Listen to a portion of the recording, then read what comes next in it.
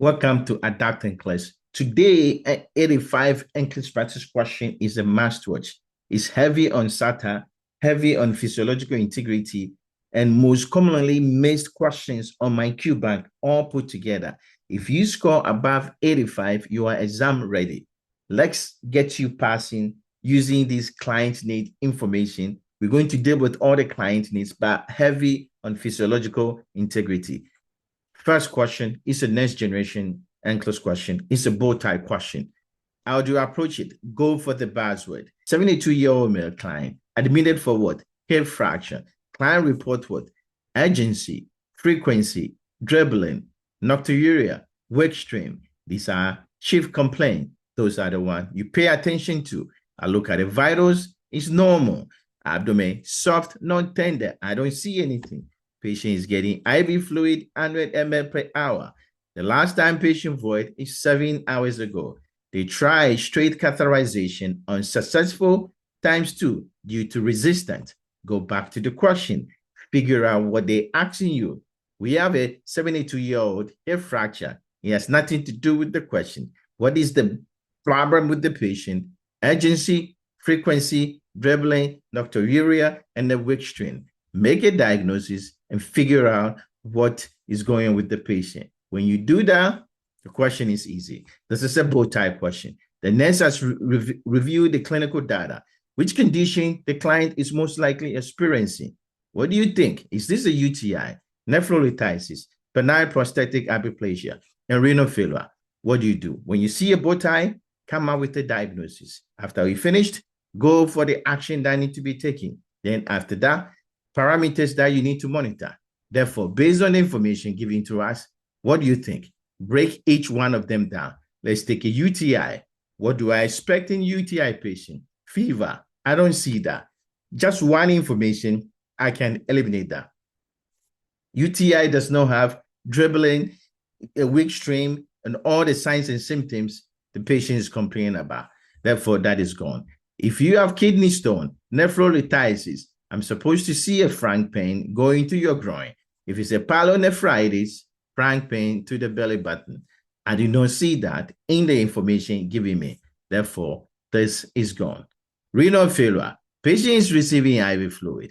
Even if it's in renal failure, you can tell that something is not right. In renal failure, I'll give you some lab work. I'll give you everything to tell you the BNP, creatinine is going up. There's nothing there. The problem is inserting Foley with the resistance has nothing to do with the renal failure. Therefore, based on that, BPH has all the hallmark of that. And what is that? Wake stream, urgency, frequency, dribbling, nocturia, and wake stream. These are all signs and symptoms associated with what? BPH. Now, after you figure out what is the problem, fix it. If I know this is BPH, do I give them alfuzosin? Do I give them phenoxyparadine? Do I insert the Coude Foley catheter? Do I prepare for TUP? TUP is the surgery for management of BPH. Just because you have a BPH doesn't mean we're going to do surgery right away. Right now, we should temporize the patient as much as possible. Therefore, we're going to give them medication that is going to help with opening the prostate and allow urine to flow. Phenoxyparadine is used for UTI to help with the spasm and pain. Does not help with what? BPH. Foley catheter, but this is a special Foley catheter. Coude is used for resistance. It's a Foley catheter with the tip designed to go through resistance. And that is what we call Coude catheter. That's what we're going to do. We're not going to have surgery. And because of that, if I insert a traumatic Foley, I should check the color of your urine. Because you are not peeing already, I should check your urine output. I know you don't have infection. I'm not going to check white count. And I know you don't have kidney stone. I'm not going to check for urine stone. And therefore, this is bow tie. 5 questions. Make sure you answer all of them because they're not going to take a point from you. Therefore, this guy has BPH. We're going to insert Coude. We give them alfuzosin. And then we check your urine output and color of the urine. Next question.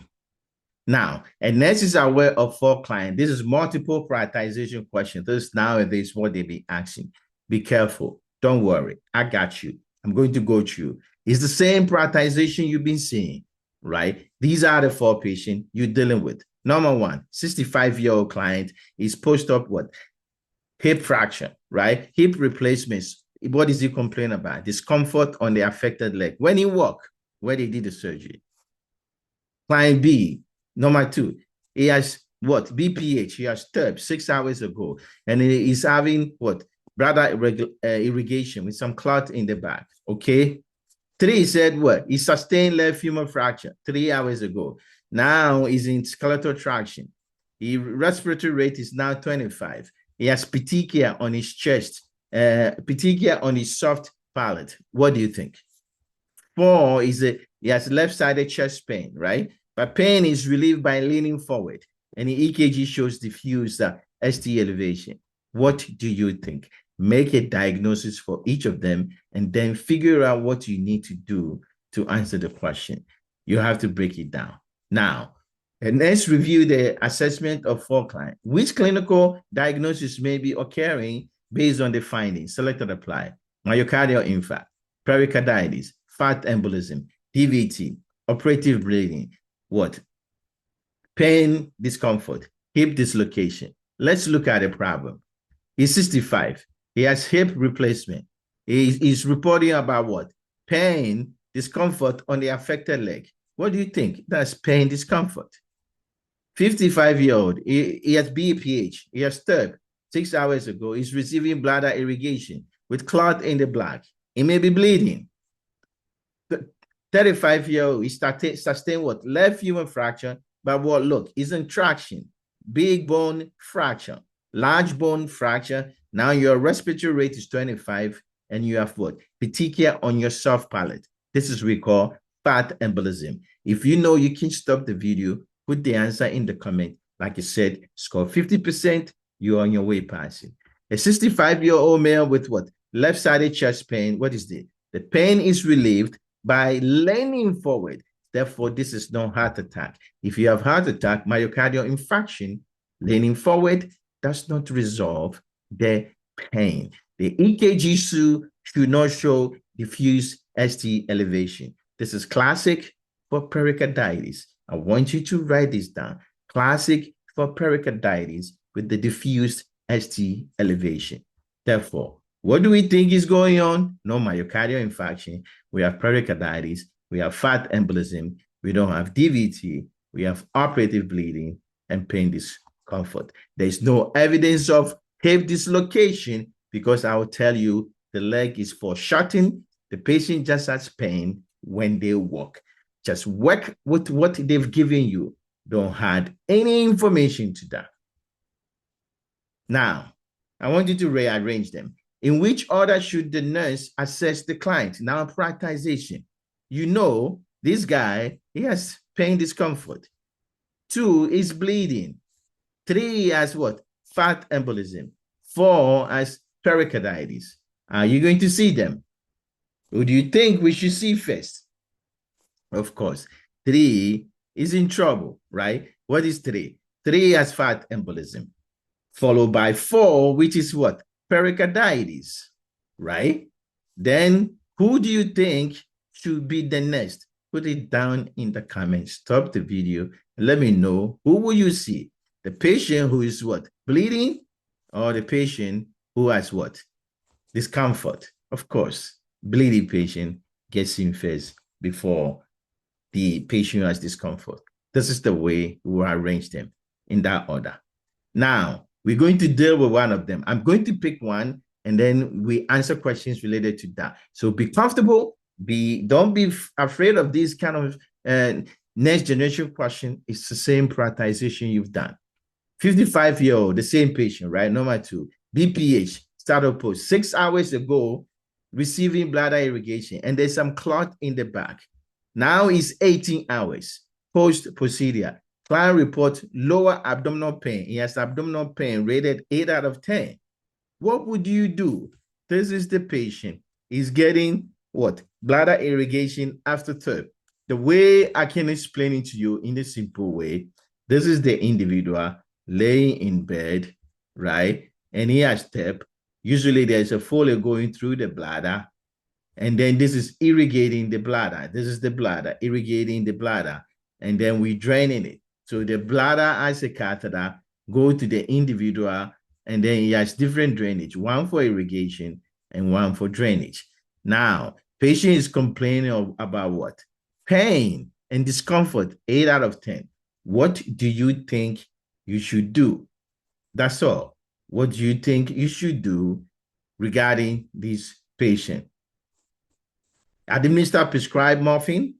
Check the amount of output in the three-way catheter. Notify the provider. Encourage deep breathing. Once again, bladder irrigation. There's one that go to the what? The urethra. There's one that we use for irrigation, and there's one that we use for what? Drainage. It's a three-way catheter. This is where the balloon goes. So what would you do if patient having discomfort? I can tell you, you got to check for patency of the catheter. If it's blocked, the patient will have all the fluid going in and they're not coming out. Don't need to treat the pain, but rather figure out what is causing the pain. Don't treat the pain. Figure out what is causing the pain. That is the most important. Notifying the provider is not enough. Encourage deep breathing does not address the pain. Therefore, we got to check the three-way catheter and make sure it's okay. Now, I said 24-hour post-procedure, the client irrigation fluid is recorded as what? 2 liters. And then the output for the Foley bag is 1.5. What action should the nurse take? Think about it. This is what the NCLEX is going to ask you. If you're doing bladder irrigation, okay, and you have what? You put in 2 liters. Remember, the output is the irrigation that you put in plus the urine. So the output should be always greater than the input. So if I put in 2 liters, I should have 2 liters out plus the patient urine. A total may be more than 2 liters. What we got was 1.5. What does that tell you? This is a test-taking strategy, content related to BPH and bladder irrigation. Increase the irrigation fluid rate so that we can get more output. Remove the Foley. Check the rectal exams and check for kink. Key concept. I want you to write it down.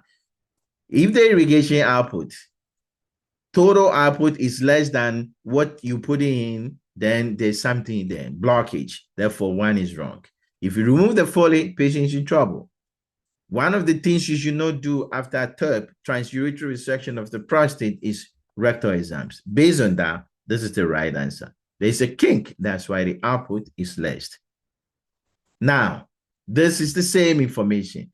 72 hours, right? Post-TURP. Now, with visible clot in the Foley bag. This is bleeding. After 48 hours, there should be no more clot.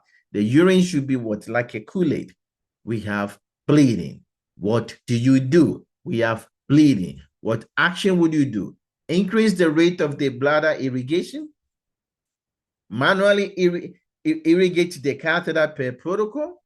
Document the finding as expected.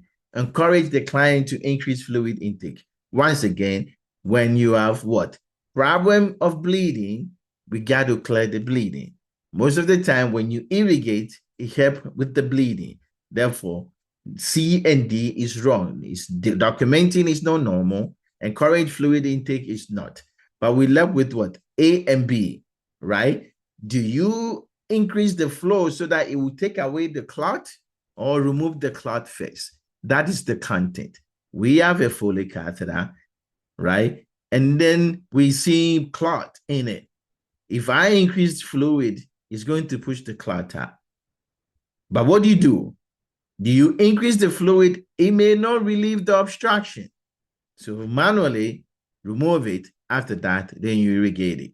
These are concepts I want you to pay attention to when the NCLEX asks you a question. One last thing about continuous bladder irrigation. What do we use for continuous bladder irrigation? Fluid.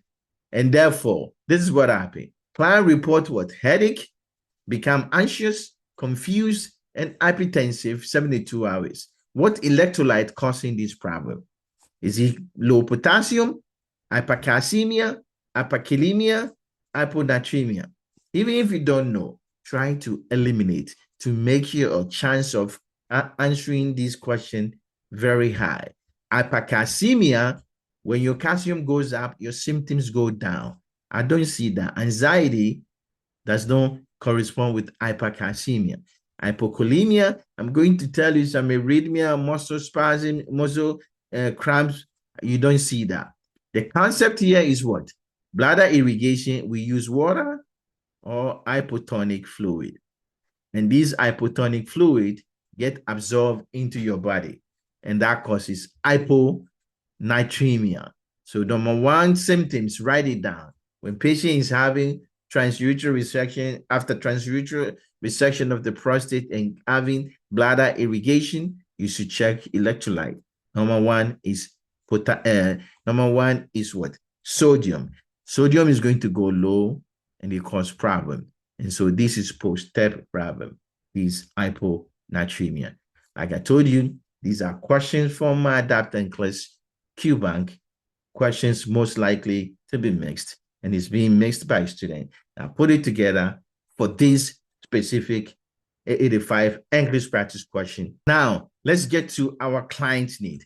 The first client need we're going to talk about is management of care using prioritization. And I love prioritization, and I want you to master it, and that will make the NCLEX easy. How do you do them? I said be sharp all the way. That means you're dealing with the breathing, electrolyte, shock, sepsis, hypoglycemia, hypothermia, airway, and pain, right? And when they give you a question, try to find out if it's an expected finding or not, and divide it into two. And let's receive 4 clients during handoff. Which client should be seen first? Pneumonia with what? Productive cough. Do I expect this? Kidney stone with frank pain. Do I expect this? Diabetes and his sugar is like that. Do I expect this? Post-thyroidectomy with hoarse voice. Do I expect this? Well, if you have a pneumonia, you're going to cough. If you have kidney stone, you're going to have frank pain. If you have diabetes, your sugar will be uncontrolled. But if you have post-thyroidectomy and I see hoarseness, we have a problem. You're going to have an airway issue.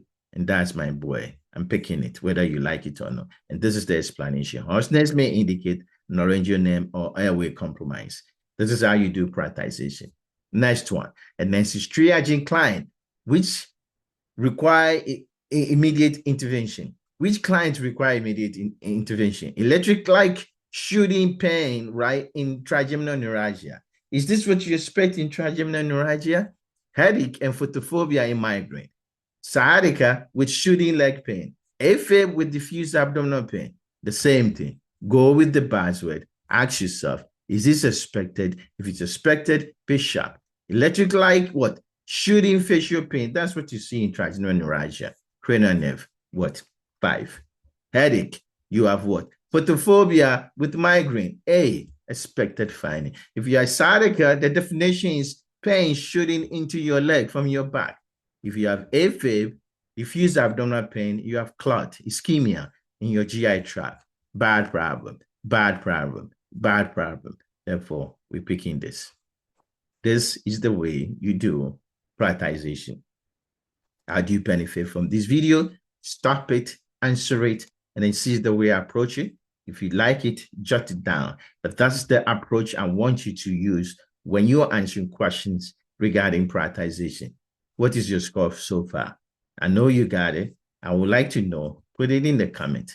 But let's go. We are on question 5, a triad question. Which situation require immediate intervention? Rifampin with orange yellow saliva, that's what you expect.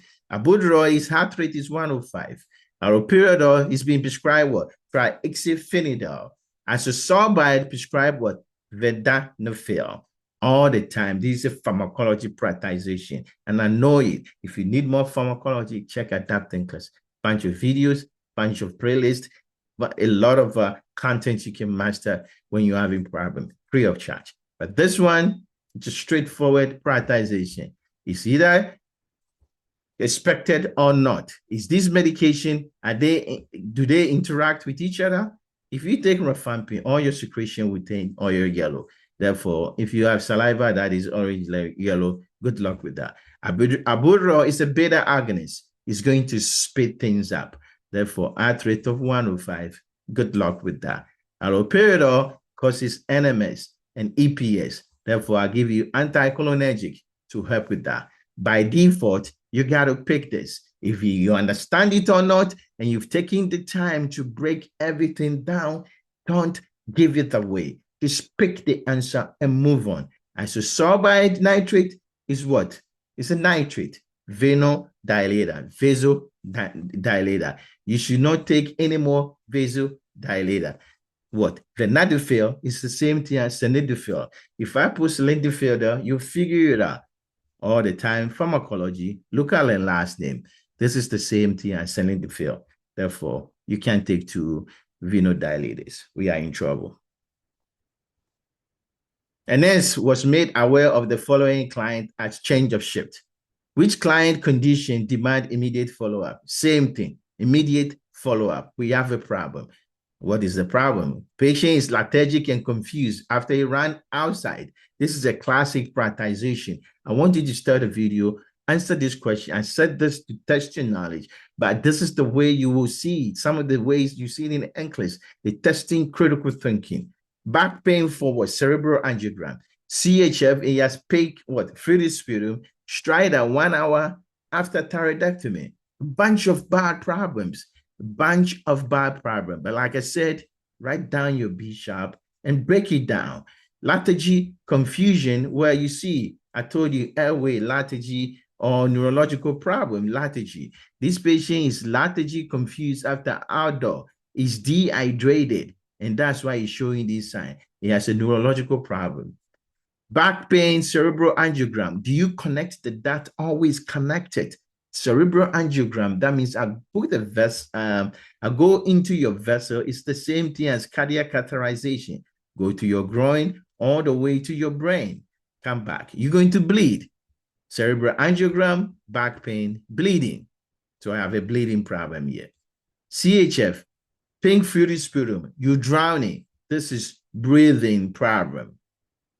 And then stridor 1 hour after thyroidectomy. This is obstruction of the airway. There's a difference between obstruction of the airway and your lung itself is drowning. Obstruction of the airway means no air coming back into your lung. Drowning of the lung, air is coming back in, going to your lung. Therefore, this is dehydration, which is a neurological, a bleeding, a breathing, and what? Collapsing of the stridor airway. Who do you want to pick? I know who you're going to pick because you watch Adaptation class. We're going to pick this guy. That's the explanation over there. Stridor indicate airway obstruction, a life-threatening emergency. Lethargy and confusion is heat stroke. Back pain post-angiogram is bleeding. Pink fluid sputum is pulmonary edema. We're going to pick stridor patient. Delegation. How do you know it? Which strategy you use? MMR most for LPN. Anything that does not require thinking for UAP. And the RN, what do you need? Anything initial, heat, and the rest is story. If you see this, LPN, RN, UAP are working together, which tasks can be delegated to the UAP. I said anything that does not require thinking and ADL. Which of this ADL does not require thinking? Evaluate is not the language for a UAP. Oxygen administration, giving oxygen, they cannot do that. Bed, bath is what? ADL. Rooming, what? Is ADL. Serving a bedpan is what? ADL. You see, you don't have to make it difficult. One word, and then use to answer it. Adapting class is a home of content simplicity. I try to make things so easy. Like the lowest, you don't have to complicate it. Just find a small strategy and then just fix on it and use it to answer the question. That's all. That's how you do delegation. And then she's caring for 4 clients during morning runs. Which client should the next access first? Same thing. Break it down. Adapt and clear way. Divide it. Figure out what is the connection between them and say, hey, pneumonia, you have this temperature. Should I worry about you? Hyperthyroidism, your thyroid hormone is high. Your heart rate is down. You have ALS and you cannot cough. What do you think? You have emphysema, oxygen saturation is 92. And then you go back, you said, be sharp, not expected. Well, emphysema, COPD, oxygen, you lucky, you have 92, right? Hyperthyroidism, I expect everything to go up. Heart rate of 115, you are not dying. Pneumonia, you're going to have fever. ALS, neurological problem, multiple sclerosis, GBS, if they have cough problem, if they can speak, any problem that they having signs of airway is your problem. Speech, coughing, all of them are signs of airway for them. And therefore, this guy, we picking him, ALS, is in trouble. And then suspect a colleague is abusing drug. This is what management of care. Therefore, I bring in what management issue. What should the nurse do? Client is your colleague is abusing drug. Advise the colleague to stop, confront the colleague, report to the counselor, wait until confirmation before reporting. Look, you know they are abusing drug. The next strategy you should ask is it affecting their care? Are they giving a problem to the patient? If it is, yeah, you confront them so that they don't injure the patient. If they're giving medication to the patient and you know they're drunk, you intervene right away. But here, you just know the best person is to follow the chain of command. The chain of command is your supervisor. You should not confront them. You get into trouble. That's all. And then she's caring for a client with what? Recurrent AFib, multiple recurrent AFib, who need what? Cardioversion. This is critical thinking, it's ethics related with management of care. Which action is the most appropriate? When you have what? AFib and I need cardioversion, there's certain things you should do. 1, get a consent. 2, sedation. 3, turn the sync mode on. 4, what? Cardiac monitor. What do you think? Of course, we're going to get a consent. Of course, we're going to give you sedation. Of course, we're going to turn the sync mode on. Of course, we need a cardiac monitor. The question said the most important prioritization, you want to pick one thing that will overcome all of this. Most important. If I shock you and I did not get a consent and you leave, well, good luck. You can sue me. I don't care. Right? If I don't give you sedation, fine. You can report me. Fine. I don't care. If I did not put you on cardiac monitor, fine. We can figure out, we can put you on it later on. But if you don't turn the sync mode on, you're going to lead to R on T. Patient is going to die. Therefore, the most important thing you should prioritize is what? I need to turn the sync mode on so that you don't die from it. And you won't be able to sue me. So that's the most important. Better than that. And this is our of 4 clients. Which client is the most appropriate for discharge? First, most appropriate. Always read the question and underline the buzzword. The most, that means the number 1. And it's supposed to go first. Who is supposed to go home? Any patient whose stuff is all done. He has no problem. Everything is taken care of. Post-op day 2, 2 days. His vital is stable, he's eating, and he's walking. New admission, well, we got to do more things. With uncontrolled pain, we got to manage you. Patient has confusion, and in 4 weeks, we are not ready yet to discharge you. Post-op day 1, still requiring pain medication, but it's IV. You can't go home with IV pain medication. And therefore, you, stable patient, you stay home, go home. Which statement demonstrate therapeutic communication? Once again, management of care. And this is therapeutic communication. I hear that this is frightening for you. Tell me more about how you are feeling. 2, don't worry, everything will be fine. 3, stop crying and calm down. 4, I know how you feel exactly. Watch my mental health videos when I talk about therapeutic communication. There's one word. Always ask for more. Never reassure the patient. Let the patient talk, and you should not be talking. When you pick an answer choice and you talking, you are wrong. So let the patient talk. And what is that? Ask for more questions. RN from psychiatric unit is asked to perform intraoperative fetal monitoring. I want you to stop the video, please. Write down your answer for this specific one. Let me know what you think about this. This is very important question. He asks about delegation, issue, and what you should know. What is the most appropriate action? Perform fetal monitoring independently, refuse assignment without explanation, perform only after orientation and supervision per policy, delegate fetal monitoring to LPN. You are there, you are a psych nurse, and you went to the OB floating, and they give you to perform intrapartum fetal monitoring.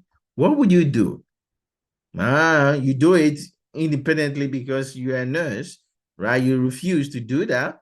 Or you say, well, I will do it after you give me orientation and supervision and delegate the fetal monitoring to LPN. Of course, you can't delegate to the LPN. Of course, you can't perform it independently if you have no clue how to do it. Safety, safety, safety, safety. Assignment is based on competency and safety. Once again, write it down. Competency and safety. With answer choice indicate competency and safety. Refusing to do it, it does not represent competency and safety. This perform it after they've given you orientation and somebody is supervising you for safety. This is the key regarding assignment. A nurse refuses to care for a client with HIV. Same thing. I'm hitting you a management of care. These are, like I told you, most likely missed questions, NCLEX practice question, NCLEX review question on my Q bank. I put it together. If you're scoring over 50%, you are exam ready. Trust me. They are hard questions, critical thinking, and if you can answer them, you're doing good. What is the most appropriate? Patient has HIV, and the nurse refuses to care for the patient. Allow the nurse to avoid the client, explain duty to care, ignore the refuser, remove the client from the unit. What do you think? What will be your answer choice? Hey, patient has HIV, so I'm not taking care of it. There's something we call what? Duty to care. And that does not include what? Refuser because of diagnosis. Just because the patient has HIV doesn't mean you say, well, I don't want to take care of them. Allow the client to avoid, no, because of duty to care. Ignore the refuser is no, because of duty to care. Remove the client from the unit, no, because of duty to care. And the duty to care does not include what? The fact that you don't like the diagnosis. Refusal based on diagnosis is no. Therefore, that's what is going to be the answer. Refusal based solely on diagnosis is not acceptable, right? These are the things you should pay attention to. What is the next most appropriate action? What would they do? A competent adult client refuse hospital admission. This is based on what we saw. I'm beating you up. I'm making you stronger. Understand some of the things the NCLEX will ask you when it comes to ethics. These are ethics portion of what? Management of care. Patient want to go home. Explain the benefit and insist on admission. You want to convince them to stay. Honor the refuser after ensuring informed consent and document. Call the provider to admit anyway. Ignore the client refuser. You can't ignore. You cannot call the provider to admit the patient anyway. Patient want to leave. They have autonomy. But the thing you should do, you can't convince them. You can just say, ensure they understand why they're leaving and what is the complication associated with leaving. If they want to come back, they can come back and let them sign the consent and they can go. Thus, you'll see it mostly on the NCLEX. So be careful, watch for that, let them know what are the things associated with it. Stop this video, watch this portion multiple times. It's a good question they can ask you. And next is caring for unconscious clients with what? Severe traumatic brain injury. I love this question because it's tricky, likely to mixed, but you got it because you watch adapting. And I'm going to show you the trick so that when you see it next time, similar like that, you won't run away from it. Which action is most appropriate to evaluate the client modal response? Break it down. Don't look at the answer choice. Let me show you our answer questions. as I've told you multiple times. Modal response. Which action most appropriate? Patient is unconscious. Therefore, I'm trying to find out which of these indicate modal response. If you have TBI, how do I manage your, how do I evaluate you? By GCS, right? We talk about eye movement, modal movement, and verbal. And the modal is M, right? And what is the modal based on? This is the key. If you watch my GCS videos, I talk about it. What does it based on? Pain. Your response to pain is the most important way to assess for motor function. Apply a fingernail squeeze. What do you think the patient will use? Squeeze their fingernail. It's pain you initiating. Are they going to flex? Are they going to extend? Are they going to withdraw? Are they going to look towards you? You see, I've given you all the information associated with the modal response with GCS. Gently lifting the client's hand and dropping it is talking about strength. You lift the hand drop. It has nothing to do with what? Pain.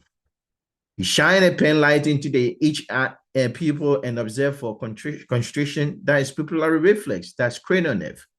Lift the kneecap and watch for sudden drop. Same thing. Modal response associated with muscle, right? That's muscle strength.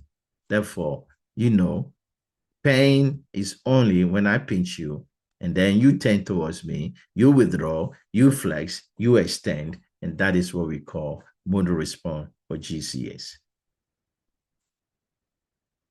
You see this before? I know you know it.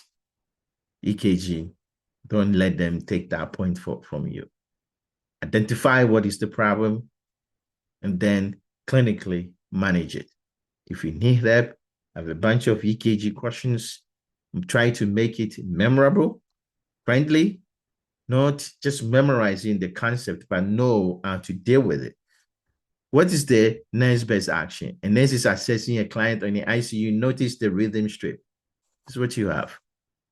How do you read EKG? First, see if there's an atrial rhythm. I don't see atrial rhythm here. These are all big ventricular rhythm. Are they uniform? Yes. Are they fibrillating? No, because they are in uniform. Therefore, this is VTAC. If this is VTAC, what is going to kill this patient? One, you want to know if they have pulse or not. That's all. Therefore, rapid response, what are they going to tell you? Start ICPR. What do you think you will do? Immediate defibrillation. What do you think? Check for cardiac pulsation for 10 seconds. What do you think? I said pause. Check for pause. And if patient has pause, it's a VTAC with pause. You manage it differently. If they have no pause, then you defibrillate. This is the same thing, me saying check for pause. Cardiac pulsation is the same as pause. It's a test-taking strategy. Thinking like the board, writing questions that is similar to the way they would think. This is the same thing. Client's cardiac monitor showed this. That's all. And I said, what? Name this rhythm. You look at it and say, I got to name it. So I see RR interval. Okay. 1, 2, 3, 4, 5. 1, 2, 3, 4, 5. This is uniform. It looks like it's in sinus. I see QRS complex. They're all fine. I see P. These are P. Oh, P, P, P. But what jump at you when you look at it? Something should jump at you. Look at these P's. What do you think? Most P's are usually 3 to 5 boxes. This is more than 3 to 5 boxes. This PR interval is prolonged. A prolonged uniform PR interval is something we call block, ad block. This is not just a sinus rhythm. It can be sinus brady, but that different thing changes it. It's not complete heart block because there is no dissociation between the atrium and ventricle. It's a first-degree heart block. Are you afraid of EKG? I got you. Like I said, check Adaptation class, look at the subscription, click on the subscription, and say, hey, I'm going to join Adaptation class and be member of our channel. And subscription, free subscription. But if you want to be member, you can join the membership. But for free video, you can just subscribe for free. And this is caring for a client without pause, right? And a cardiac monitor shows the following rhythm. Which action should the nurse take first? Same thing. Patient has this rhythm. He has no pause. What do you call it? This rhythm and no pause. This look like sinus rhythm. PR interval are normal. I see QRS complexes. Everything is fine, but I have no pause. It's called pulseless electrical activity. The electrical activity you see is fake electrical activity, which is the same thing as what? This can be represented as what? Asystole. So if you have a rhythm and there is no pause, it's called pulseless electrical activity, which is the same thing as asystole. And so the management of rhythm, no pause, which is a pulseless electrical activity, is the same as asystole. What do you do for asystole? Those two are not shockable. There should be no shock. Based on that, this is gone. This is gone. There are two shocks. What do you do first? Medication or CPR? CPR first. So asystole and PEA, pulseless electrical activity, you got to make sure you're doing CPR first before. Number 20. What is your score? I need to check on you and make sure you're doing it. If you're tired, get something to drink and come back. Let's hammer this because this is your lifeline. This is what you need, some of the content you need. I'm not just giving you questions.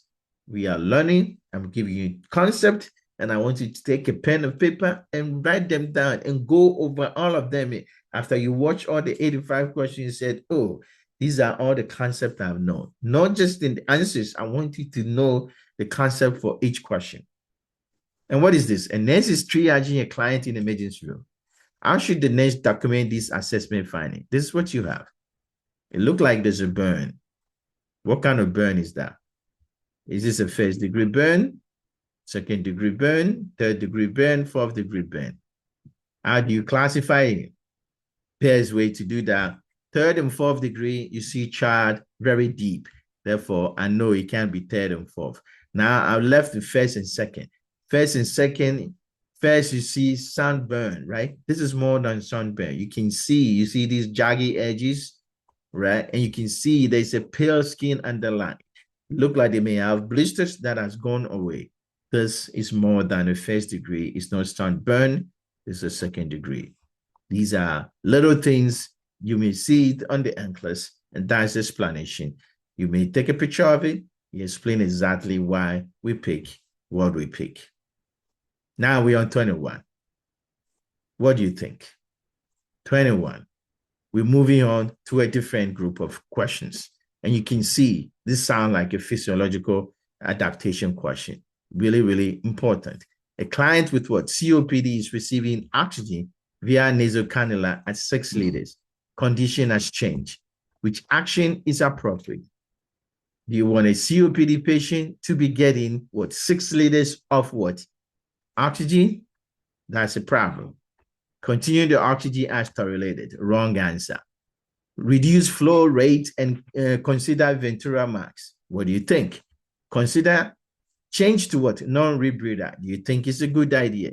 Discontinuous oxygen immediately. No, the patient needs oxygen. Therefore, 1 and 2 is gone.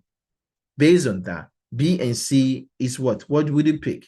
Then go for your concept. I want you to write it down. COPD patient need a precise oxygen concentration. So precise, which instrument provide precise information. It's not a non-rebreather, it's Ventura max. And therefore, COPD patient, we have to give them Ventura max. And therefore, this is our right answer. And nurse is caring for a client who is what? DNR and near death. The patient is near death. Family reports rattling sound when breathing. That's a change in patient condition. Which medication should the nurse anticipate, select, and apply? If you don't know, look at the way I approach it. I may help you. And then you may be able to pick an answer. Select and apply. You don't have to pick everything. Pick those that you 100% or 110 confident. Then you go. They asking you about medication. Okay, I got it. Anticipate. What is going on? Patient is DNR. Does that help me? Is near death. Does that help me? What is the problem? Family report what? They did not report about near death or DNR. They report about what? Rattling sound when the patient is breathing. This is what we call what? Rattling sound. It's death rattler. Basically, they choking on their saliva, salivation. Therefore, how do you answer this? Anything that can decrease secretion is the right answer. And therefore, look at the medication and see if any of this decreases secretion. If you know it, it's good. The best thing that decreases secretion is anticholinergic. Do you see anticholinergic? I see one here, atropine. I see one here, scopolamine. I see one here, glycoporate. Pilocarpine is cholinergic. Camelinin is cholinergic. What is the problem? We're going to choose the anticholinergic. If you don't know them, take a picture of them. But these three are anticholinergic and these are cholinergic. And that's all. Death rattle. End of care questions you may see. Now, DKA, testing your DKA knowledge. Physiological adaptation is a very high yield portion of your NCLEX. I need you to master them. These are conditions, emergency conditions that happen, and there's a change in the patient physiology, and you have to do something. The client with the DKA as what the following: pH 7.28. It looked like acidosis. Bicarbonate 15. Acidosis. Potassium is high, 5.9. Glucose is high. That's what I expect in DKA, right? What is the priority nursing action? That means you should prioritize what you're going to do. What are you going to do? Prioritization. Give them furosemide to lower their potassium, that is 5.9. Start insulin drip. Give them sodium bicarbonate, or let the doctor know about it. If you are in these taking the NCLEX and you see this question, which one would you pick? I would like to know in the comment section. But this is the way I approach it. And let's break it down. Patient has DKA. And we know number one problem of DKA is dehydration. So when they come in, they need IV fluid. They need IV fluid. They need IV fluid. Okay, there's no IV fluid there. This potassium is a distractor. Don't focus on it. It's expected in DKA patient. Now, if there is, after you give them IV fluid, the next thing you should do is to give them what? Insulin. Insulin will drive the glucose down. It will lower the potassium. It helps with the acidosis. Do you see it there? You don't need to give them furosemide. Patient is already dehydrated. It's going to make them more dehydrated. Give them sodium bicarbonate. It's not solving the problem. You're treating the acidosis. Notify the provider by high potassium. You already know. You know the order is going to give you fluid, fluid, fluid, and insulin. Therefore, we give you insulin. I did not put fluid there because I know you will pick it. So I intentionally put the second thing you do. Watch for that for the NCLEX. Write them down. That's a trick. A new client arrive on the message unit after left thoracentesis. How should the nurse position the client? This is also a strategy, but pay attention to that. There's two answers there, but no, we got to pick one that is the best, right? And the concept here is, I will give it to you. Next time you see a question, if this is your lung and you have thoracentesis here, I puncture this lung. This lung should never be on the floor, right? This lung should be up like that. But if you have a choice, you can keep the patient upright so that their lung can aerate, right? You should never put that left side down. So this is gone. You should never put them in the supine. You want to expand the lung between upright and right side down, right? This is much better than right side. If there is no right side down, if there's no upright, I'll pick right side down. I intentionally put upright and right side down so that I can teach you that if you take the NCLEX and you're expecting right-sided up and it's not there, this is the problem. Right-sided down and it's not there, this is the problem that you try to figure out. Look, it can be upright or right-sided down. So write it down because those are all some of the things that can happen. And that's a possible answer. And you have the two, pick upright over right-sided down. And then she's teaching a client with what? Grave disease scheduled for radioactive iodine therapy. This is what you use for ablation of the thyroid. If they're not going to have surgery, it's going to destroy the thyroid and you become hypothyroidism. Which teaching point should the nurse include? Which one? Remember, key concept, I want you to write it down. When I give you radioactive iodine radiation, what do you think? Everything is radioactive. So you're going to stay alone. You're going to keep your secretion. You're going to wash things on your own. Now let's look at the answers. Notify the provider with excessive weight gain. What do you think? Hypothyroid disease symptoms. Should you do that? Yes, because now they are hypothyroid. Use effective birth control because of the radiation. Sugar-free gown for dry mouth. What is wrong having sugar-free gown? Sleep in a separate room because of the radiation. All secretion are radioactive, of course, yes. And they take about 33 months. This is it. This is what I was talking about. Select or apply, big. A lot of these questions will be select or apply. You don't have to pick all of them. Pick those you are 100% confident, and then you could move on. Select or apply. Same thing. You can see a nurse is assessing a client with the history of expiratory laparotomy 3 years ago who present with what? Nausea, bilious emesis for 2 days. Those are your buzzwords. If you had surgery before and all of a sudden you came in, you have nausea and you're vomiting and you have high-pitched bowel sounds, abdomen is distended and colicky, what do you think is going on? This is what I call buzzwords in action. I have what? Nausea, I'm vomiting, I have high-pitched bowel sound, and abdomen is distended and colicky. Previous surgery, this is small bowel obstruction. If this is small bowel obstruction, this is a GI problem. Every GI problem, you need to be NPO. You need IV fluid. If you need NG tube, we give it to you. If you need pain, we give it to you. And then we continue. This patient needs what? NG tube. They don't need enema, right? You may need an X-ray to see if the obstruction. Prescription for clear liquid dye. Do you think we need to give them clear liquid dye? Think about it. Think about it and let me know. Prescription for Down syndrome, right? Small bowel obstruction. Sometimes you can let them sip a little while. You can give them something for discomfort, right? Unless they're getting sick. So we are all thinking. For this patient, she's too sick to come in and we give them clear liquid dye. Therefore, we give them what? NG tube. We don't need enema. Enema is going to cause perforation. We need X-ray, and then we need a Down syndrome. These are some of the things I want you to pay attention. Think critically. You don't have to pick everything. Just pick those you're 100% confident. And this is caring for a client with what? Reflux.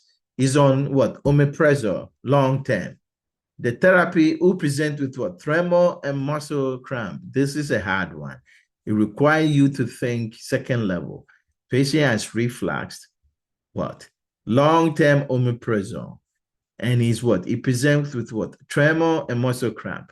Which finding should the nurse monitor for? Is arrhythmia, seizures, hyperreflexia, pulpitospasm, and anorexia. What do you think? What do you think? The answer choice is from there. Omeprazole is PPI. What is the side effect of chronic use of omeprazole? Low calcium. If you're low calcium, what are the signs and symptoms should I expect in low calcium? You see, this is the way you can answer it.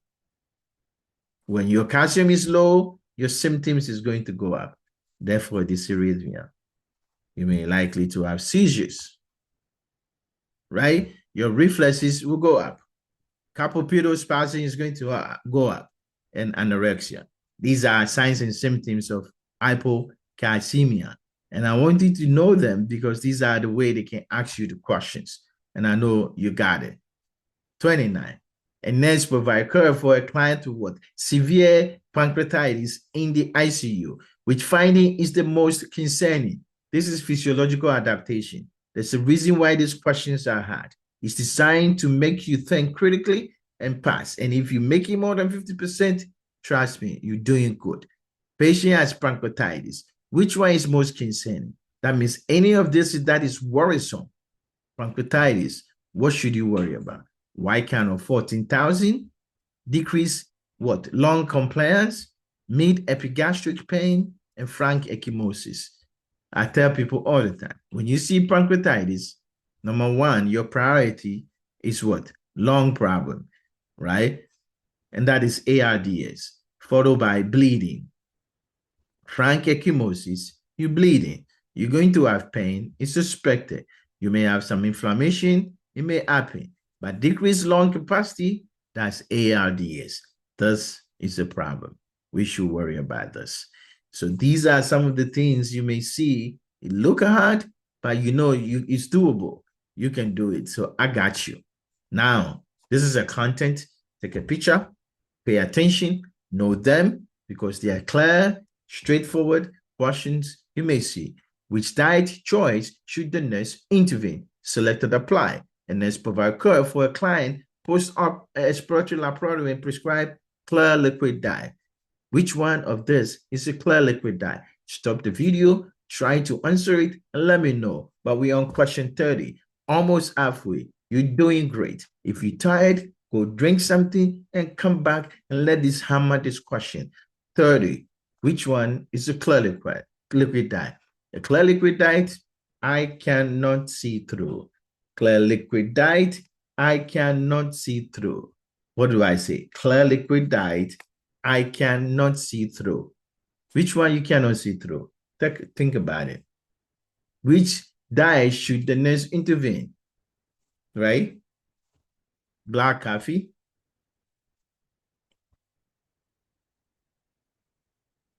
gelatin,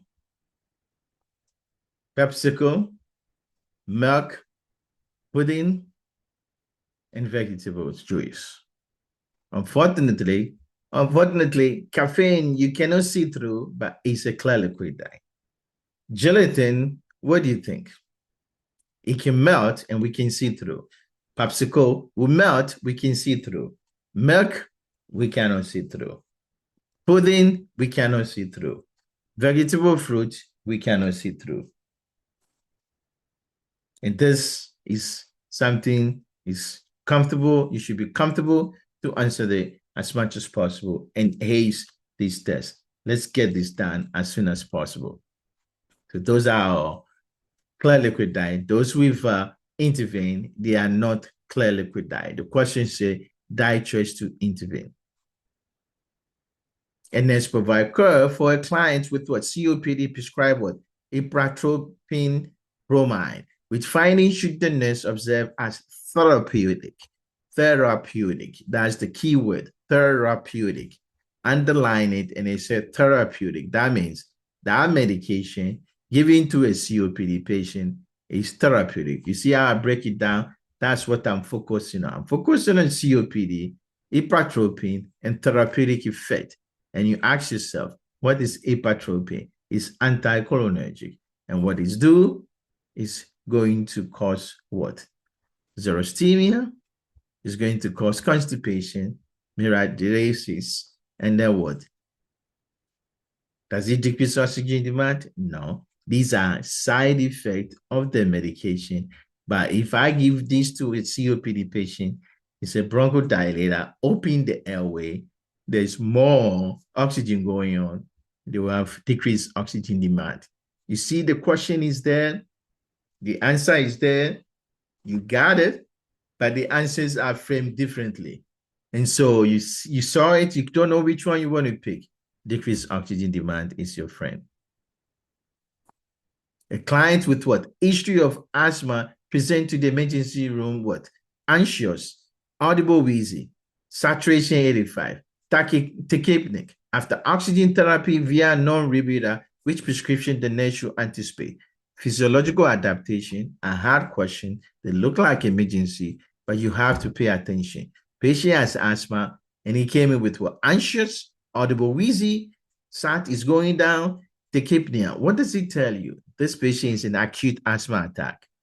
What do you give them after you give them oxygen? Pick an answer choice used for what? Acute attack. Propranolol is what? It's a beta agonist. It's non-selective. It's going to kill the patient. They don't like it, right? Salbutamol is the same thing as what? Albuterol. This may be better, right? Samintrol is a long-term, right? It's not used for acute situation. Atenolol, yeah, it's also okay, but what? It's not used for asthma. It's blood pressure. This is also blood pressure medication. Best thing is what? Salbutamol. This is what we're going to use.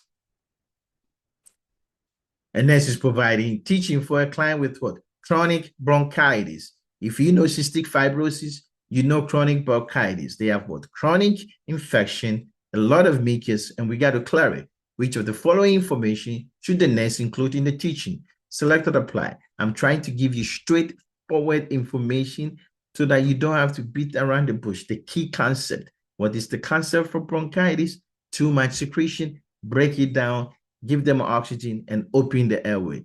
Therefore, which one should we inform the patient about in teaching when we're providing teaching regarding this medication or this management? What do you think? Hydration for 2 to 3 liters of water a day. Do you think that's what you would do in a patient and bronchitis? That's all. Per sleeping breathing technique. Would you want to do that? Taking what? Frequent rest. What do you want to do that? Use cool mist humidifier. Do you think we should do that? Take acetylcysteine or half cough breathing. We're dealing with bronchitis. We have a bunch of secretion. Of course, we're going to hydrate to break down the secretion. But sleeping is used for what?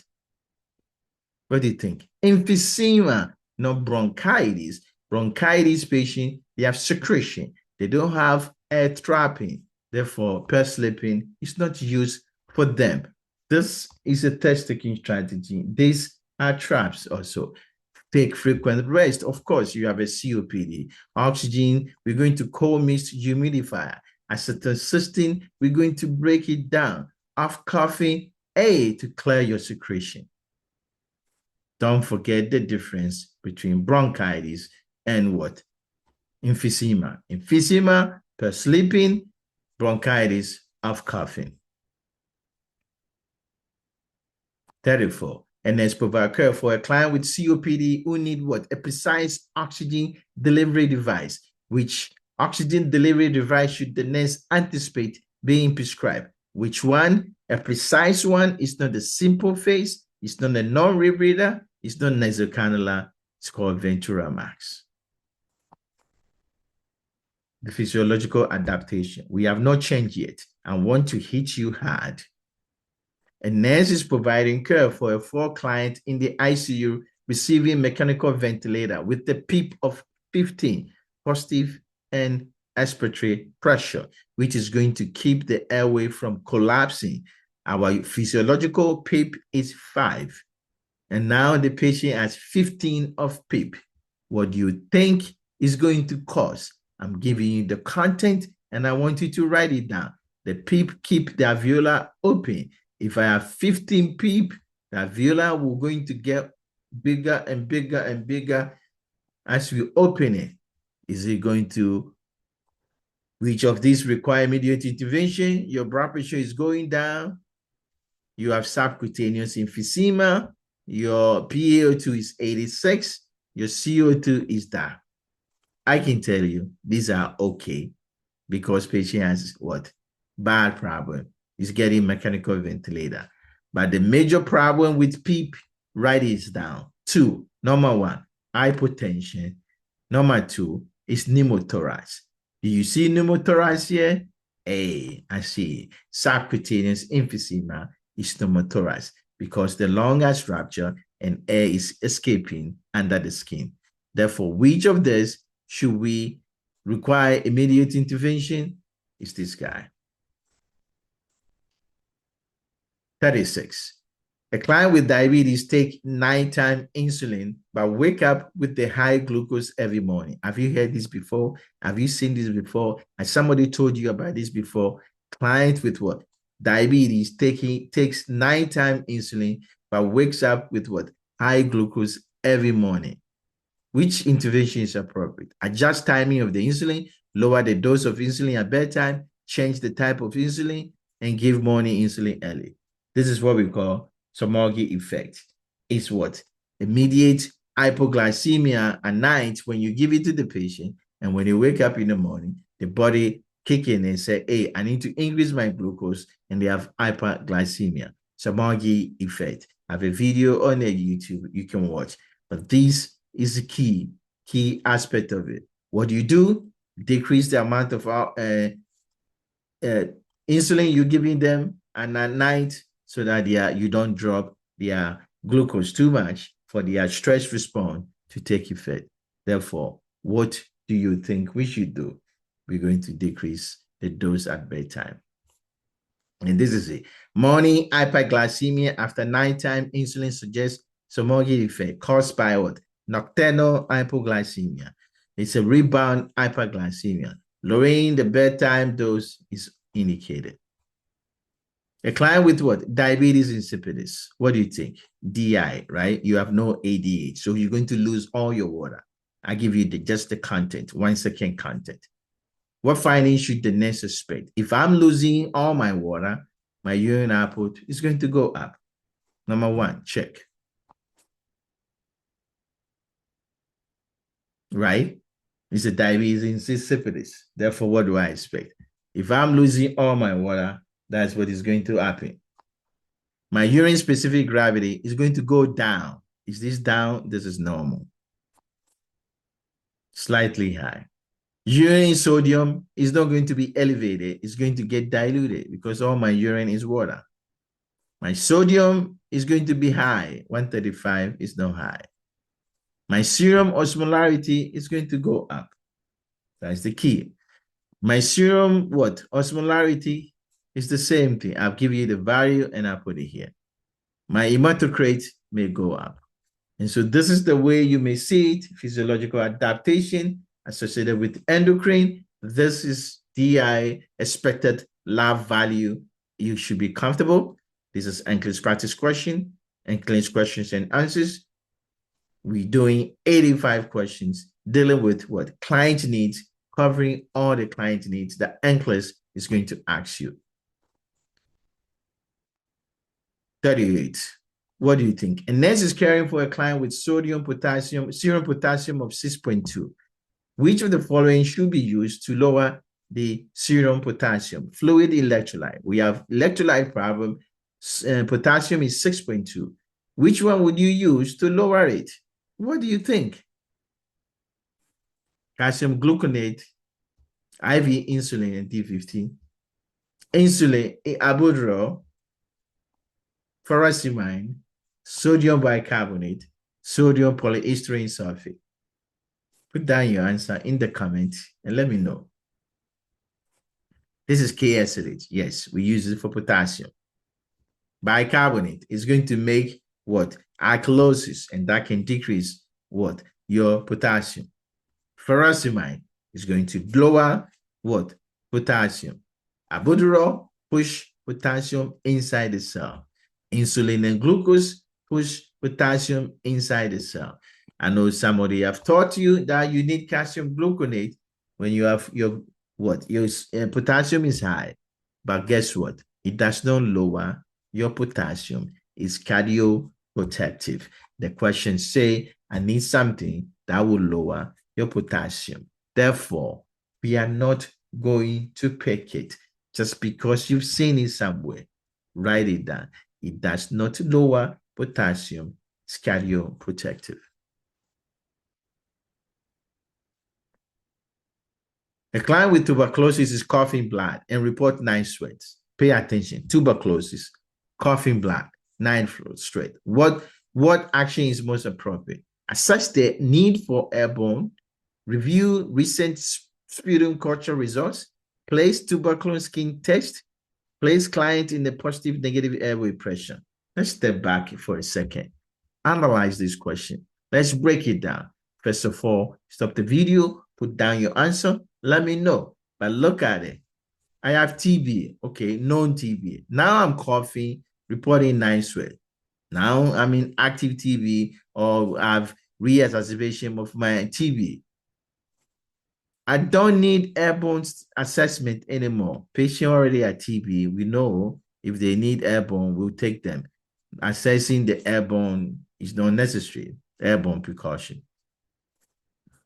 This lab work is not going to change the fact that patient is having symptoms. We don't need a PPD test in the patient is already at TB. We need to isolate them before everybody gets sick. And you see how these questions can be tricky. It just requires some thinking that you don't jump the gun. Don't jump the gun. Understand the question and then figure it out. A client reports new onset or calf pain after traveling for 10 hours. Consistent with what? Calf pain, immobilization is what? Which action is appropriate? Notify the provider immediately, massage the calf, apply warm compression, encourage ambulation. What do you want to do? This is a PE, pulmonary embolism, that will happen in the future. But right now, patient has what? DVT. You should let the doctor know. Don't massage it. Warm compression is not going to help him. Ambulation is okay, but appropriate action, let the doctor know so that he can fix it. And then evaluate for client, which in finding indicate a possible adverse effect of medication and require follow-up. Adverse effect of the medication require follow-up. You can see physiological adaptation, they look like pharmacology. ACE inhibitor with what? Swollen lip. Hey, we got to intervene, right? Risk reduction is coming in. Loop diuretic with what? Potassium, 3.9. Is that what you expect? Beta blocker, his heart rate is 64, and he's taking statin. He has more muscle soreness after exercise. Don't get trapped with this question. Statin, when you have muscle cramp problem, but this happening after exercise, ignore it. Beta blocker, lower causes bradycardia. 64 is not bradycardia. Loop diuretic, it causes hypokalemia. 3.9 is okay. ACE inhibitor, this is angioedema. We got to see you. And this is caring for a client with chest tube to water seal drainage. Which finding require follow-up? A chest tube in water seal, which one require follow-up? If you need simplification of chest tube, check my channel, subscribe for more content like that. But you have to know expected finding in each chest tube. That's the key. Expected finding in each chest tube. And I give it to you straightforward. Collecting chamber, you just collect. Suction, you're going to have a bunch of bubble because suction is coming. Water seal chamber, no bubbling. But if there's bubbling, it's intermittent. You should see tidling. When you see tidling, it's working. Tube going in and out. Fluid going in and out of the tube is good, tidling. So when I see tidling in the water seal chamber, the system is patent. I'm good. Continuous bubbling in the water seal, I said intermittent or no more bubbling. 40 ml per hour of serosanguinous drainage, it says serosanguinous. Don't worry about it. Dressing, dry and occlusive, we are good. Therefore, this is our problem. Bubbling is not good in this situation. And this is caring for a client who receiving what? TPN, which finding require immediate intervention. Do you notice something? Immediate intervention, immediate intervention, immediate intervention. When you see that, that's risk reduction. We've moved to risk reduction. This is how you can recognize this question. When the NCLEX says immediate intervention, watch for that. That's risk reduction. Weight gain for 1 kilo. If you get in TPN, who cares? In 1 week. Mild peripheral edema. Blood glucose of 420. Compliant of what? Hunger after infusion start. What do you think? If you gain weight for 1 kilo in a week, is okay. Peripheral edema is from the fluid they're giving you. This glucose is too high. If you complain of hunger after infusion start, it's okay. And then she's teaching a new graduate about what? Potential causes of hypokalemia. These are our list of hypokalemia. I told you SATA, a bunch of them, which should be included in causes of hypokalemia. What do you think? I'm going to break this one down. Addison, Crohn's disease, hyperaldosteronism, chronic NG tube decompression, diarrhea, albuterol, insulin alkalosis. I want you to know all this so that when you see a question about causes of hypokalemia, you'll be more comfortable. Do you got it? 44. What do you think? What do you think? Addison disease, you have no aldosterone. Therefore, you're not going to be hypokalemia. Crohn's disease, you have too much aldosterone. You're going to be hypokalemia. Hyperaldosteronism, too much aldosterone, going to get hypokalemia.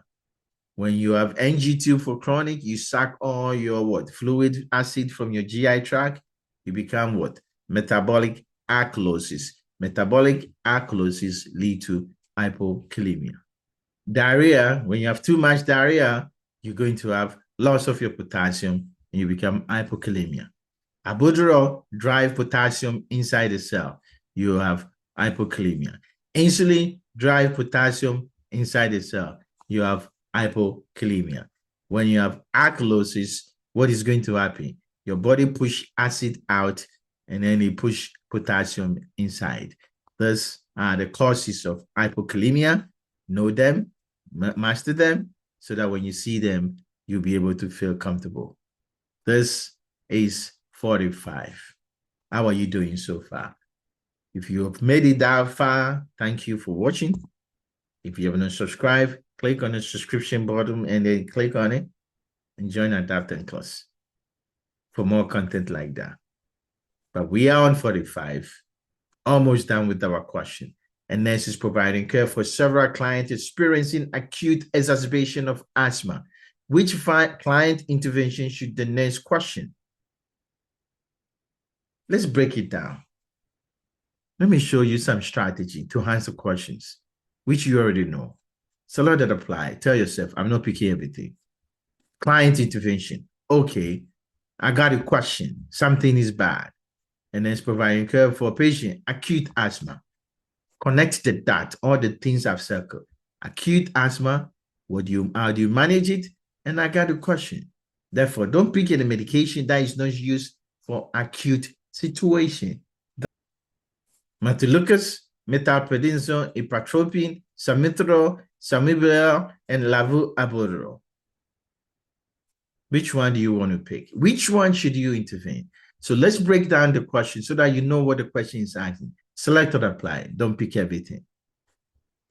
The next provide care for several clients. Okay, they have what? Acute asthma. Which intervention should the next question? That means the key word is what? Acute asthma. Pick a medication that is used for acute. If it's not, it's your right answer. That's the one you question. Montelukast, it's not used for acute. Steroid, acute. Ipatropine, acute. Salmeterol, no, no use for acute. Salbutamol and lavuaboterol, they are all albuterol derivative. Therefore, which one is not short-acting or no use for acute is what? Montelukast and what? Salmeterol. These are little things that you may see in the question, but you have to apply your clinical knowledge. We are on pharmacology. As you can see, we have moved to pharmacology. And then provide this strategy to a client with what? Asthma, prescribe what? Fluticasone salmeterol, used during flare-up. Which statement indicate the need for further teaching? That means they don't know how to use what? Advil, which is fluticasone salmeterol. It's a steroid and a what? Beta agonist. I will avoid tobacco product. I will ensure my vaccination up to date. I will take the medication at first sign of attack. I will rinse my mouth after using this medication. What do you think? Indicate need for further teaching. I will avoid tobacco product. You should not be using tobacco because it's going to cause asthma exacerbation. I will ensure my vaccination up to date. Avoid asthma exacerbation.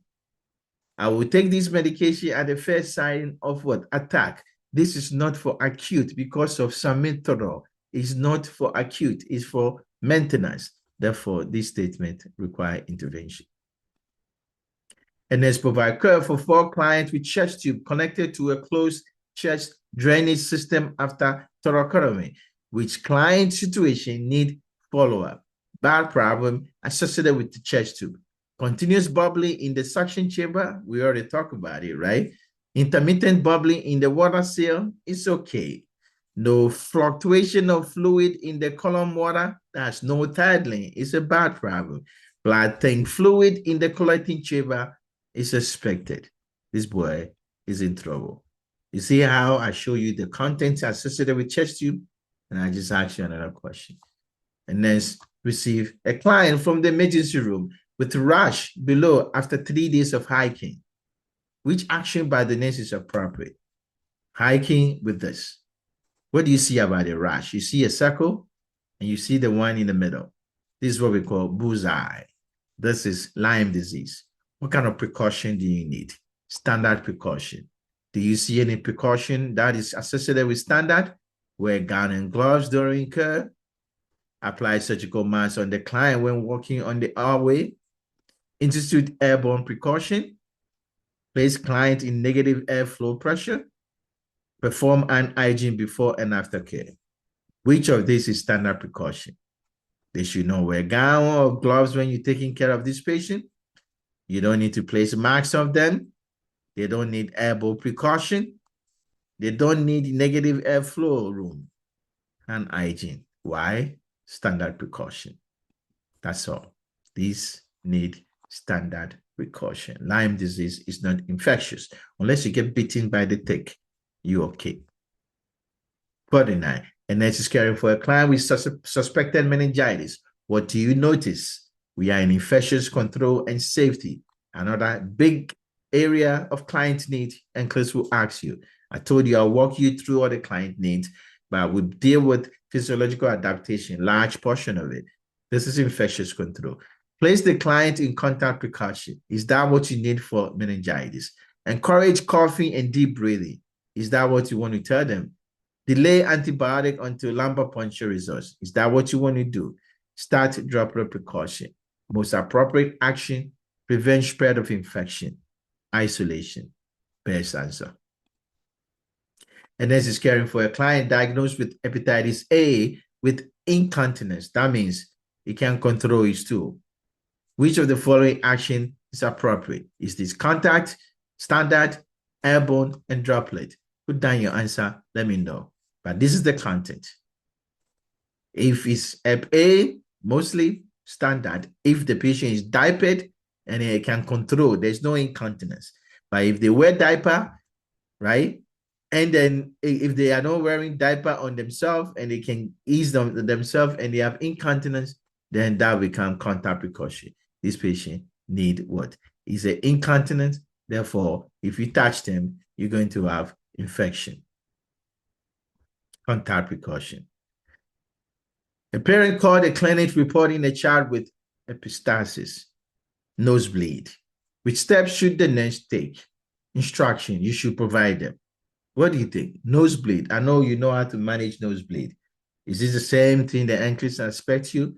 Yes, some ice over the nose bridge causes vasoconstriction. There's bleeding. Place should be quiet. Kid doesn't freak out. No more bleeding. Sit up and lean forward. No back. Sit forward.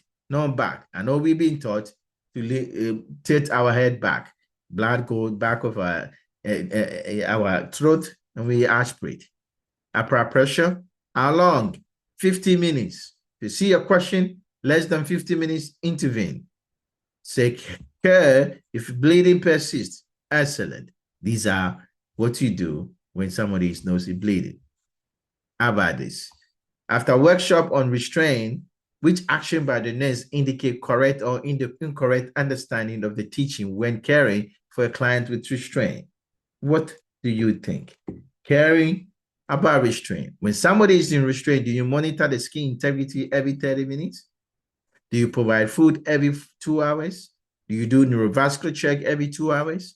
Do you perform range of exercise every 2 hours? Do you assess the need for restraint every 24 hours? Do you renew restraint every 24 hours? Like I said, these are counted most commonly missed questions on my Q bank, and I put them together with SATA EVI to make this question at 85. If you hasten them, stopping the video and scoring more than 50%, trust me, you're on your way making it. Of course, we got to check this. Correct. Skin integrity every 30 minutes. Food every 2 hours. You got to check on them. You got to do neurovascular check every 2 hours. Range of motion. Every time you check on them, do that. The need for restraint, you don't wait for 24 hours. Every 4 hours, you got to assess it. Every 4 hours, assess whether you need to keep it. But after 24 hours, you got to assess if you need to have it. You got to renew it every 24 hours. But every 4 hours, you got to check it and see if you want to keep it. So assessing the need for it is 4 hours. Renewal is 24 hours. How are you doing? 53, almost close to 55. And then we'll be like more than halfway. And there's administer 5 units of insulin to a client instead of a prescribed 2 units. Bad medication, wrong dose. What would you do? First thing, safety exams. Safety exams. Notify the charge nurse. Monitor the client for hypoglycemia. Notify the air care provider. File informed consent. I give you the answer and I keep on ingraining. That's why I repeat it multiple times. If you know what the examiner is asking for and know what they're looking for, you're not going to pick any answer choice. What do you want to do? 53. I told you safety exams. Right? Safety exams. What do you want to do? 5 units of insulin to a client instead of 2 units. What is the first thing? Assess the patient. Assess them and see what is going on. So monitor them for hypoglycemia before you let them know. I check, hey, do you have hypoglycemia? If you're not, we check the charge nurse, notify the air care provider before we can file incident report. Remember, we got to save the patient first. We got to save the patient first.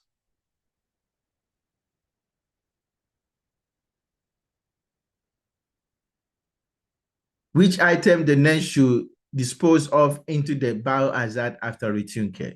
Biohazard means it's biohazard. It's bad problem. You can't put it in the regular trash. Jackson Frap. Soil linen from feces and urine. Tegoden from central line. Abdominal dressing soaked with blood. Anything soaked with blood is fine. JP drain, it does not need to go to the biohazard drain. Soaked with blood, we need to prevent further infection. And let's provide care for multiple clients following explosion from industrial injury.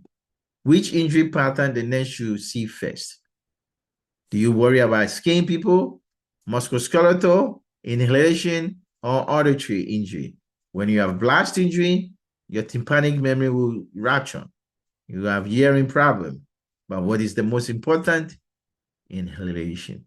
That's priority. Airway, trump everything. 56. And then she's teaching new graduate about component of what? Implied consent. What is made up of implied consent? What are the components of implied consent? Which of the following the nurse should include?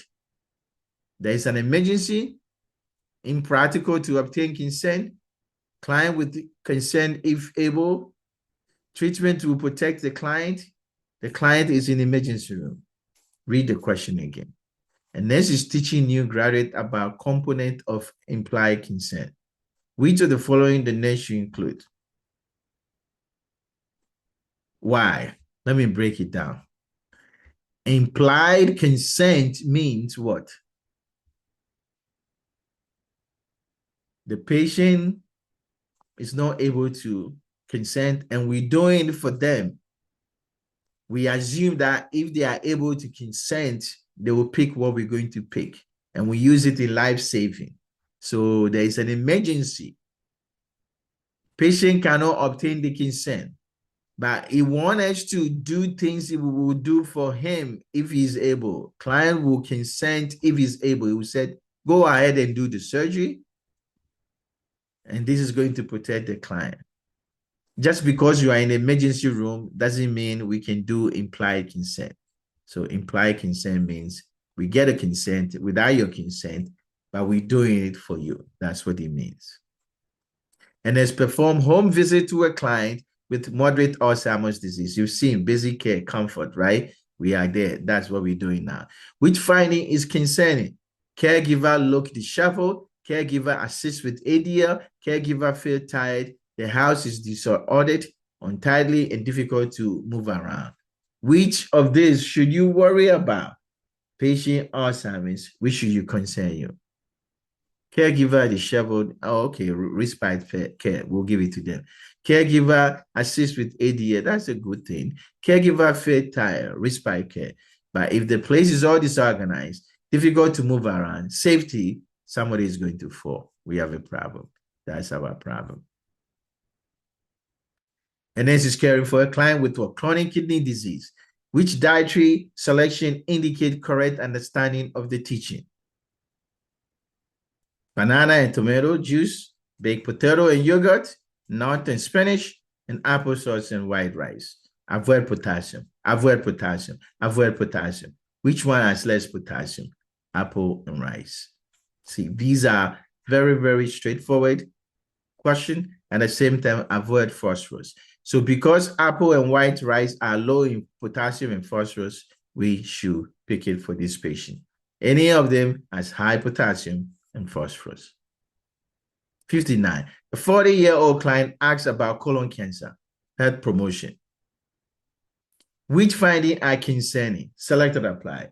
Which of these are concerning for a patient about what? Colon cancer. Patient has a what? History of ulcerative colitis, history of Crohn's disease, mother with colon cancer at the age of 40, father with irritable bowel syndrome, sister with the polyp. This question is asking you risk factors for colon cancer. Ulcerative colitis, bad problem. Crohn's disease, bad problem. Anybody with the cancer at the younger age, bad problem. Irritable bowel syndrome does not cause cancer. If you have polyp, we cause cancer. Those are risk factors for colon cancer. Like I told you, have questions, critical thinking. They're going to hit you in the head, but it's designed to let you master. If you watch this video multiple times, write the content, trust me, you're going to make it. This is the Adaptive NCLEX way, motivates you. So you have to know these questions, and I'm using test taking strategy and NCLEX practice questions, NCLEX review questions, and going through each rationale so that you know the key fact, but straightforward, right? A client diagnosed with what? Metastatic colon cancer. Say, am I going to die? Which is the appropriateness response? Therapeutic. Am I going to die? I can tell you what you need to say is ask for more. Is that answer choice there? If there is not, go with something therapeutic. We have the best doctor in the hospital. How do you know? Don't say that you are not going to die. He said he's going to die. Can you tell me more about your thought? Ask for more. Let me call a chaplain for you. He did not ask for chaplain. Call and ask for more.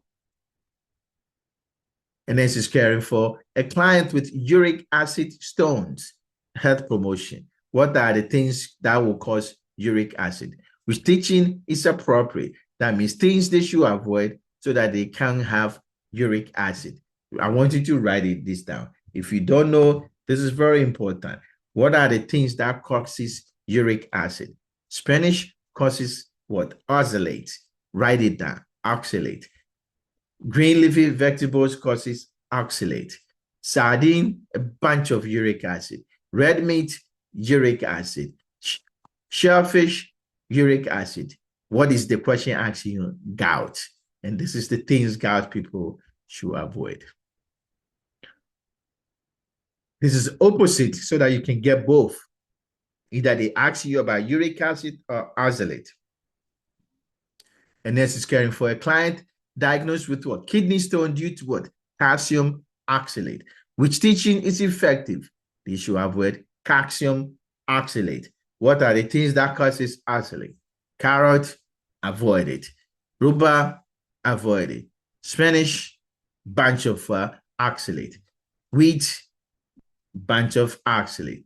Peanut, bunch of oxalate. Avoid all of them. If you don't know them, these are the most likely. The NCLEX will ask you, take a picture of it, write it down, and that may help you. We are on 63, almost done. And this is assessing a newborn of what? AVGA score. If you need help with newborn stuff, I have tons of videos. Check YouTube, check my channel. You will love it. You have to know the component of AVGA and what it means and how to calculate it. I have a full video. You can check it on my channel. But this question is asking you AVGA score at 1 minute of life. Which grimace reflex response will receive 2? If you get in 2, you get in full of all. So either you get 0, there's no response. That's that. If you get a weak one, it's wimpy and facial grimaces alone. You get 1. But when you have a stronger one, coughing, wheezing, and sneezing, write it down. Those are the key aspects of grimaces. You get 2 full points. It's either you get 0, 1, and 2. And this is give you 2. This maternity, as you can see, newborn and maternity, that's what we have entered. And you can see I'm moving you from back to forth, back to forth. You can see this is a classic NCLEX question. And this is assessing, and this is assisting with the delivery of a baby with what? Shoulder dystocia. The key word is shoulder dystocia. Then you write it down and say what content I need for shoulder dystocia. Which action by the nurse are appropriate. This is exactly they will ask you. If you go to any of the Q bank, as soon as you see shoulder dystocia, intervention, intervention, intervention. What do you need to do? Suprapubic pressure and mark Robert. That's all. Apply suprapubic pressure. Excellent. Mark Robert. Excellent. Pull the baby head. What? Upward forcefully. Why do you want to do that? Negative. Encourage mother to push vigorously. Mother don't push. That's why you apply counter pressure. Prepare for neonatal resuscitation. Yes, because the baby is having issues not coming out. So they're going to be hypoxic. Excellent. Fundal pressure is a trap. Never touch it. Just touch what? Suprapubic pressure. So those are the things you do for shoulder dystocia. A client, 18 weeks gestation report, pelvic pressure and occasional sharp pain on the one side of the abdomen. Pay attention. 18, right? 18 weeks. That means very young, right? And then we have pelvic pressure, right? Young pregnancy, pelvic pressure, and usually sharp pain on the right, all the time on the right. There's no fever, there's nothing, it's no appendicitis. This is what? Normal due to stretching of the what? The ligament, round ligament. You should go to the hospital immediately. Is the patient having labor? Stop all activity until the pain resolves. Why? This may be a sign of preterm labor. There's no change in cervical dilation effacement. I never told you that. Therefore, this is classic round ligament pain. Don't go anywhere. Don't teach them to go anywhere. Let them know this. You know, I've been doing a bunch of maternity case questions. I want to help you. I want you to pass your NCLEX, and I want you to know maternity. So check out that NCLEX for your maternity needs. Free of charge. You're going to love it. Let's continue. We are on what? Question 66. We have less than 15 questions, and then we'll be done. We're going to end at 79 because of the case study we did. So I usually calculate a case study in addition to that.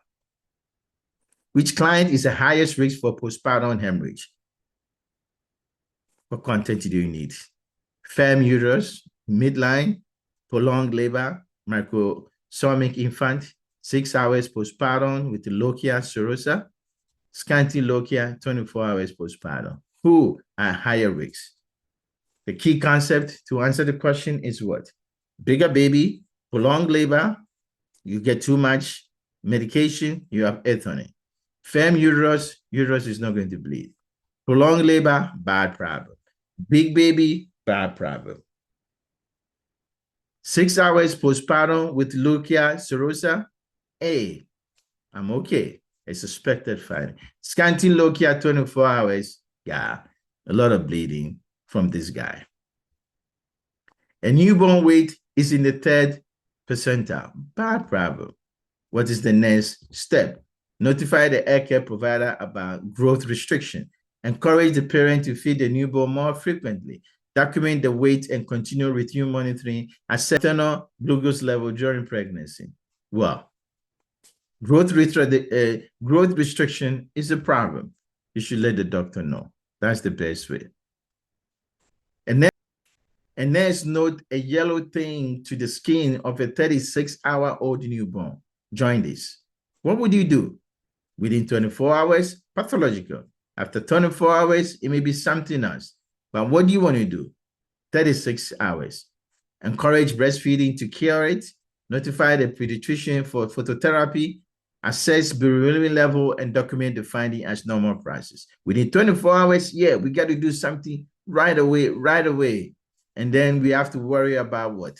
Pathological problem. After 24 hours, yeah, we have time. But before we can do anything, we want to know the level before you can do that. Feeding is not enough. Letting the doctor know about phototherapy, we want to know what is the level, and we can institute appropriate phototherapy for that.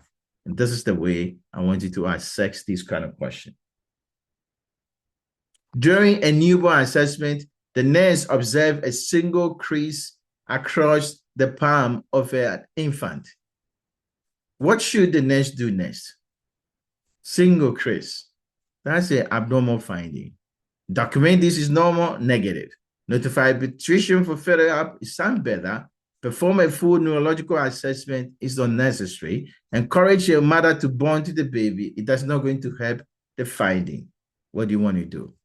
More evaluation. Newborn is golden. Newborn is coming. Newborn is Adaptation class. Check Adaptation class and you will haste them. And this is preparing to perform tracheostomy suctioning. What do you know about suctioning of the tracheostomy? What kind of steps you should know so that you can master them? I'm taking you through fundamentals a little bit. Now we get into fundamentals. Which of the following steps should the nurse include? Perform hand hygiene and apply sterile gloves before starting the procedure. What do you think? Is that what is indicated specifically for suctioning? Of course, yes. Pre-oxygenate the client with oxygen before suctioning. What do you think? Yes, you got to do that. Select or apply. Insert the suction catheter while applying continuous suctioning. No, when you insert, no suction. Negative. Limit each suction pass to more than 10 to 15 seconds. Is that what you want to do? What do you think? Right? Limit it. It shouldn't pass 10 seconds. That's good. Use sterile normal saline to lubricate the suction catheter before insertion. Right? Do you want to do that? Do you think we should do that? Is it a good thing? No. Sterile normal saline to lubricate, we should not do that, right? That's unacceptable. Allow the client to rest between suction pads for at least 30 to 60 seconds. Yeah, let them rest. Suction the tracheostomy tube first, then the mouth, and then nose using the same catheter. No, you should not do that. It's the other way around. Monitor the client oxygen saturation and heart rate throughout the procedure. Excellent. If you need help in suctioning, these are the questions they may ask you, and you should be comfortable doing them. And next is teaching a group of older adults about preventing fall at home, right? Which of the following home modification can help reduce the risk of fall? This is 4 risks, fundamentals, like I told you. Install grab bar in the bathroom near the toilet and shower. Oh, that's not a bad idea. Place aerial rugs on slippery floor to provide cushioning. Bad problem. Ensure adequate lighting in all rooms, especially stairways and hallways. Excellent. Keep frequently used items within each room so that they don't get out. Use non-slip mat in the bathroom and shower. Oh, excellent. Rearrange furniture to create clear, unobstructed. Oh, that's good. Encourage the use of soft, loose-fitting slippers without firm soles. Don't use it. You're going to fall.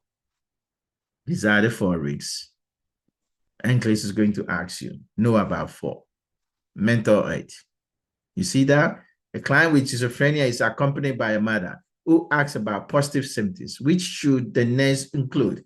Which one means positive symptoms? Is the diagnosis of schizophrenia, the disorganized thought, hallucination, delusion. Anything about depressive symptoms, avoided. Like affect, lack of energy, and disheveled appearance, or negative symptoms. And then care for a 4-year-old diagnosed with what? ADHD, attention deficit hyperactive disorder. Which teaching is appropriate? Trouble holding what? Attention on tasks. Is that what you see in this patient? May have problem with organization. Of course, both of them. Can be easily distracted. Yeah. Provide written tasks or activity. Yes. Calm environment that work best for the kid. Yes. Methylphenidate may help. Yes. That's what the medication used for them. And you take it before 6 p.m. So during the day. Medication should be taken in the morning. I'm just giving you content associated with ADHD. If you know all this, any question they're going to ask you is going to fall on this. Trust me. A new graduate nurse has attended staff education on personality disorder. With finding the new graduate nurse should expect to be consistent with what? Borderline personality disorder. They split, move from the other side. And so which of this is borderline? That's all. What do you think is borderline? Prone to suicide, aggressive, high-risk behavior, borderline. The very impulse, borderline. Denying projection and splitting, that's key. They're going to manipulate you. Self-mutilation, consistent with what? high-risk behavior and unstable. I give you everything. Like I said, you stop the video, answer it the way you want, and then I can put down the answer for you. 75. And then care for a client post left thoracotomy. The client rates the pain at what? 8 out of 10. How should the nurse assess the pain? Comfort, right? Comfort. Therefore, you know, right? What is that? Basic care and comfort. Ask the client again about the pain. Look for facial expression. Document the client reported pain exactly as described. Check for signs of respiratory distress. What do you think? Basic care and comfort. The patient told you the pain is 8 out of 10. What do you think? Put down your answer in the comments and let me know. Explain yourself. But I can tell you, pain is what it is. It's subjective. It's not an objective value. If the patient says it's 1 million out of 10, take it as what it is. Document the pain as prescribed. And this is preparing a sterile field for a dressing change, which action indicate contamination of the field. Which one indicate contamination? Touching the outer 1-inch border of the sterile drip, pouring sterile solution from the height of 6 inches, reaching over the sterile field to grab a sterile item, opening a sterile package directly over the field. Why would you have to reach across? You see what I'm doing? Straightforward. Some of these questions, You don't have to overthink yourself. And nurse is reviewing a client laboratory. Which finding require immediate intervention? Bad one. Hemoglobin of 10, bad problem. Platelet of 9, bad problem. Sodium of that, bad problem. But why count of 2,000? You see what I did to you? Anemia, thrombocytopenia, hypernatremia. But if your white count of 2,000, you have what? ANC, that low, risks of infection, bad problem. 2 more questions. Thank you. If you reach here, thank you for making it. Thank you for getting here. Thank you for watching so far. And I hope you've learned something. But 2 questions, let's make it. Let's haste it. Let's get this, our 50% above, so that we can get ourselves passing. When administering medication, the nurse adhere to what? 6 right of medication administration, which action demonstrate compliance with the what? Right documentation. Verify the patient allergy before giving the medication. Charting the administration immediately after the medication is given. Confirming the patient identity using 2 identifiers. Informing the client about the name and the purpose of the medication. What is the question you're asking? Compliance with right documentation. Pick an answer choice that said documentation. If there's no documentation in the answer choice, it's the wrong answer. Verifying, there's no documentation. Charting administration, oh, I see documentation. Confirming, and then informing. I'm picking down one. And the last question. This is Adaptation class. Thank you for your time. And let's haste this one. And next is teaching a client who is scheduled for what? Percutaneous kidney biopsy. Which of the following information should the nurse include? Guess what? Bleeding, bleeding, bleeding. I will check your gag reflex before oral intake after the procedure. You don't put anything in your mouth. I'll hold your blood pressure medication before the procedure. Hey, she's worried about bleeding. You will need to empty your bladder before the procedure. Hey, we don't need to do that. You will be in prone position during the procedure. Oh, yes. Why do you want to hold the blood pressure medication before that? The blood pressure medication, you are going to be hypertensive. When your blood pressure is high, we can't do your procedure because you're going to bleed. That was a trap. That was a trap. Prone position is how the procedure is done, and they go to your back. The kidney is retroperitoneum. 85 questions. NCLEX practice question. NCLEX review question. NCLEX questions and answers. Adapting class. We talk about all client needs. We went through pharmacology. We went to maternal health, newborn, nursing. We went through basic care and comfort in terms of client need. We went to fundamentals. We talk about everything that you need for the NCLEX. Like I said, if you're scoring that high, you want to watch this video multiple times, sit down, answer them, see the score, and calculate your score. If you're making more than 50, I'm happy for you. If not, I got you. Keep charging as always. Let me know which areas you have it. Put it in the comments and say, I'm ready. Take care of yourself and good luck.